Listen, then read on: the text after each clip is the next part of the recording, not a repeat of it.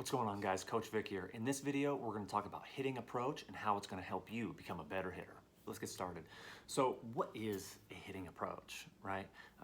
In other words, it's a plan, okay? It's a plan of attack. Okay, so when you are in the box, or when you are doing, for that matter, anything in life, it's always best to have a plan, right? This way, if you have a plan, you know exactly what to do, okay?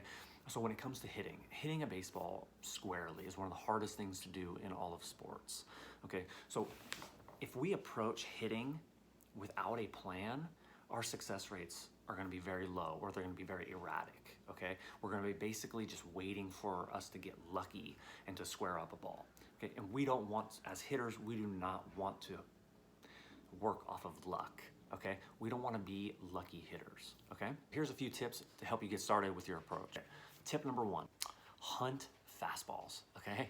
You want to be the hunter. You have to be aggressive and you have to be selective, but also aggressive, okay? So being the hunter and not the hunted, okay? Being on the offense and not the defense. You see, being in the batter's box as a hitter versus the pitcher that's up on the mound, he already has an advantage over you simply because that's how the game is. That's how the game is built, right? So in the big leagues, it's 7 out of 10, the pitcher's gonna get you out. In high school, maybe it's 5 or 6 times, 6.5 times out of 10, right?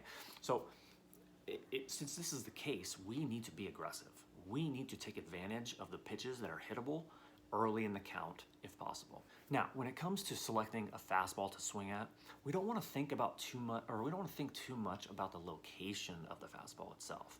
We just want to see fastball and hit it, right? Because if we think about pitch that we want to hit and the location, there's too many thoughts now going through our head, and it's going to end up tying us up. So what can happen is if you're too picky on the pitch and the location, it could basically freeze you up. It's just why some guys will at times have trouble just getting the bat off the shoulder. They're being too selective, too picky, and it's locking them up. So think more fastball, not location. 2, think yes, yes, no, or yes, yes, yes, not no, no, yes. If you think no, no, yes, it's too late. Okay, so getting up there, making sure that you are in a ready launch position as that pitch is coming out of the hand, and you got to be thinking, yes, yes, yes, I'm going to crush this ball. This way you can go yes, yes, no, right, and take. Each time you're ready to hit in this, and when you do this.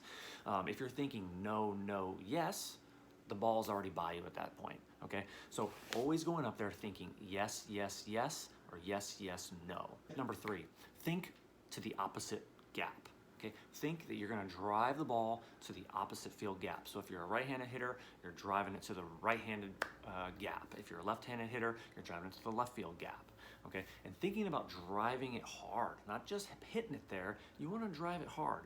So by driving the ball to the opposite field is gonna put your timing on check, on point, right?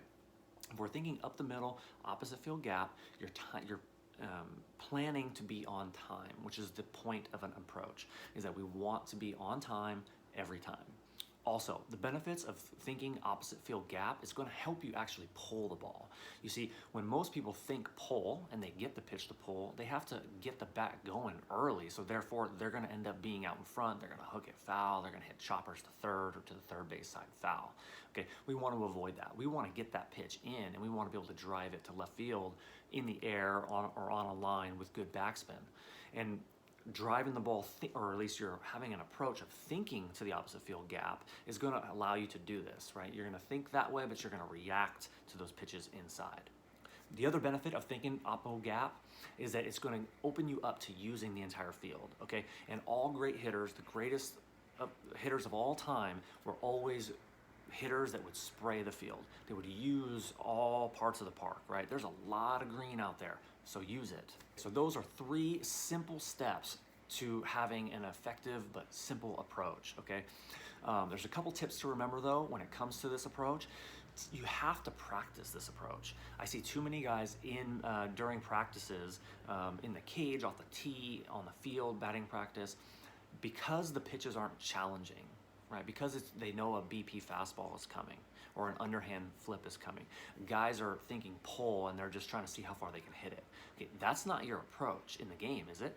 No. So what we want to do is we want to practice that approach in practice, even though it might not be as fun, right? But this is what we're going to do because it's more fun to drive the ball hard, make good contact, and hit home runs and drive-in runs and help the team win in games, okay? Practice your approach off the tee, soft toss, live BP. Practice your approach. This way, when you go into the game, you can now implement that approach having had all the practice, okay? This is also gonna build your confidence as a hitter, knowing that you have a plan and that you have executed this plan over and over and over again in your practices. So just to add to that, consistency. Be consistent, even if it fails you. And the truth is, the approach isn't what's failing, it's you. Hitters fail, and that's okay. Okay, it's a game of failure, and we have to learn how to battle that, how to put us in the best possible situation for success, day in, day out, at bat to at bat, pitch to pitch. Final thought on this is you gotta trust it. Okay, so even when it does fail or we fail and that approach didn't work, it didn't give us the result that we wanted, you gotta remember that the pitcher on the mound is not trying to let you hit it. Okay, so sometimes the pitcher's gonna win. The pitcher's gonna be deceptive enough and fool you on breaking stuff, right? Or they're gonna pitch backwards in the count and keep you guessing.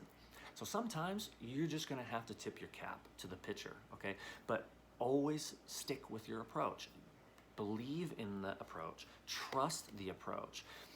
Great hitters don't give up on their approach because they know that their approach will never change. Their approach is geared toward their success. That wraps up this video. Guys, don't forget to like, share, subscribe. Let me know if you have any questions or comments. Leave them in the section down below. I'll see you guys in the next video.